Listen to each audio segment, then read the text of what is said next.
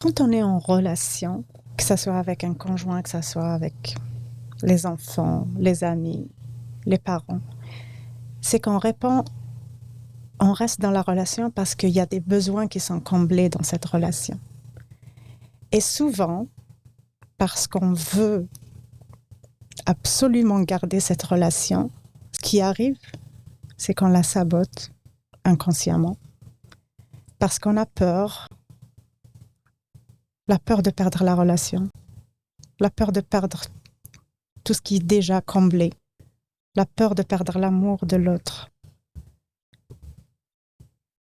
la peur de changer de statut, la peur du changement, la peur de sortir de sa zone de confort, la peur de l'inconnu, tout simplement. Et ça nous pousse à rester dans des relations qui sont malsaines et on continue à se battre. Au lieu d'observer de manière objective que, OK, il y a quelque chose qui n'est pas aligné, il y a une disconnexion.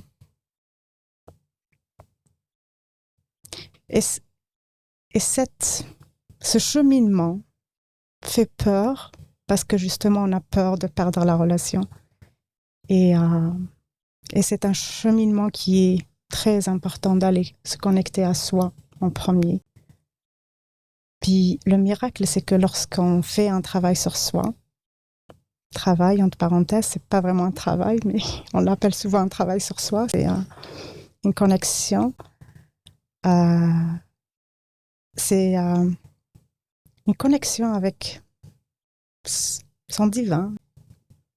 Être authentique, tout simplement, être. Les gens autour de nous changent miraculeusement. Et on n'a plus besoin, en fait, de faire des requêtes pour que ces personnes changent. Ça change et puis ça répond de plus en plus à ce qu'on veut réellement.